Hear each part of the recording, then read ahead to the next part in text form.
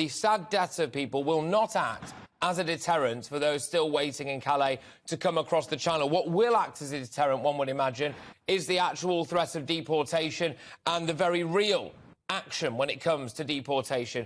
Do you believe that Rishi Sunak and his plan that was announced yesterday will result in more deportations, or do you think it's just more hot air? Well, first let me say how my thoughts and prayers are with all of those affected by that tragedy and the people who died and the people who are still in hospital, and also put on record my thanks to the amazing response from the first responders from my constituency in Dover and Deal. In relation to the announcement from the Prime Minister yesterday, I think what we saw is him taking that personal responsibility for tackling this issue. And he set out a number of things in relation to deportations in particular that you mentioned. Clearly, the Albanian deal was the big news there, the high number of people from Albania who have been coming in recent months.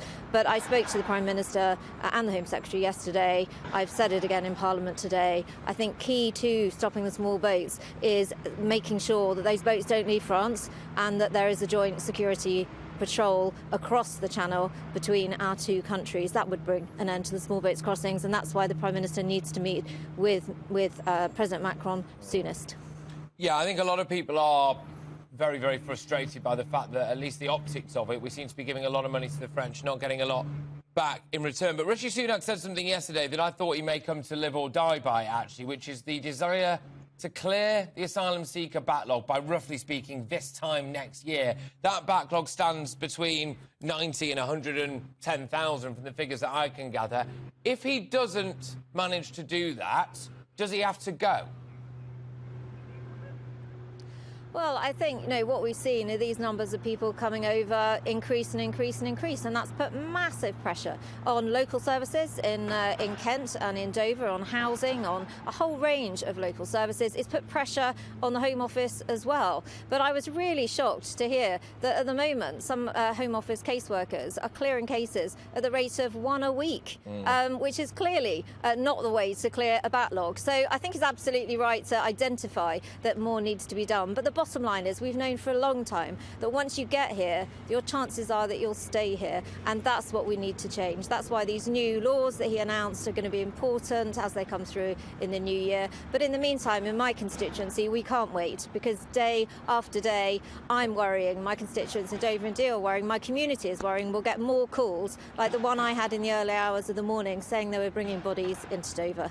Yeah, indeed. Now, as long as we have the geography, which we always will, of the Channel, we are realistically the only country now that will be dealing with migrant deaths in the water. Unfortunately, that looks like it's not going to stop until the boats stop. And the one way that maybe this migrant crisis can properly be sorted once and for all is if we cut the head off the snake when it comes to these human trafficking gangs. We keep hearing, don't we, that we have the best special forces in the world, that we're the best trained in the world. Would you support Britain leading the way when it comes to us tackling these human trafficking gangs and get our boys abroad and cut the head off that snake?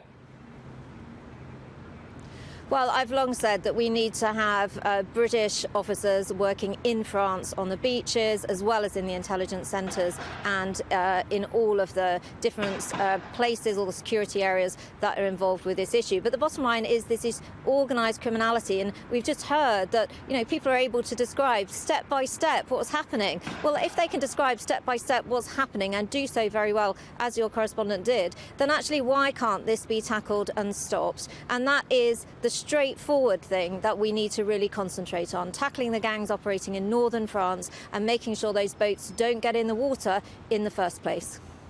Is it not the humanitarian thing to do now to actually stop these boats? I've said for a long time that the absolutely moral and responsible thing to do is to stop the boats. People are put at risk in these conditions, in these incredibly treacherous conditions in the winter, but actually the Channel is dangerous every single day of the year. These boats are completely unseaworthy, and France should be stopping them and also stopping them in their waters instead of shepherding them over the Meridian line. Because what I understand happened in the early hours of this morning is that this second tragedy that we've had was again around that really deep zone of the Meridian line. That's why we need this Channel Joint Security Zone to really stop this once and for all and save lives. Well, I think we all would like the French to maybe step up and do a little bit more when it comes to all of that. But just something that might be a bit unpalatable for the Conservative Party, but something that is necessary. As long as people are able to say, well, there are no real, proper, easy, safe and legal routes to apply for asylum, then people do have to start making journeys, if they so wish, like the ones across the Channel. That can result in death. Is it something the Conservative Party is just going to have to hold their nose and bear, that they're going to have to tell their voters, they're going to have to tell the public, they're going to have to tell the Tory members, we are setting up more safe and legal routes so that we can stop people coming across the Channel? Well, we have safe and legal routes. Indeed, as the Prime Minister said yesterday, more humanitarian visas have been issued than since the Second World War. We've had 450,000 humanitarian visas issued, in addition to work visas and student visas and so on. There are plenty of legal and safe ways to apply to come to the UK, and that's what we need to be making sure the message is out across the globe. Don't take these dangerous routes. Don't put your lives in the hands of these criminal gangs. Keep safe, apply the legal way, and actually hundreds of thousands of people do, and they come to Britain in the right way. This is illegal, organised criminality, and we must make sure it's brought to an end. Just very quickly, I thought it was interesting that Rishi Sunak himself made the statement yesterday and not the Home Secretary, Suella Braverman. She was just left to clean up the mess that has occurred, sadly, overnight and to deal with the tragedy. Do you think there's a little bit of a power struggle going on there? Does he want to try to take ownership of this so that he can take credit for it if it works and not her? Well, I think this is a major challenge facing the country, and that the Prime Minister should be taking responsibility for it, as he is. At the end of the day, the solution, I think the key to solving it lies with him, in him having that summit with President Macron and agreeing a new and fresh approach. I've met with the Prime Minister and with the Home Secretary together. I think they're both determined on this, but I want to see, for my area of Dover and Deal, an end to this, and I want to make sure that we're saving lives at sea, not having phone calls like today where we're bringing bodies in from the sea.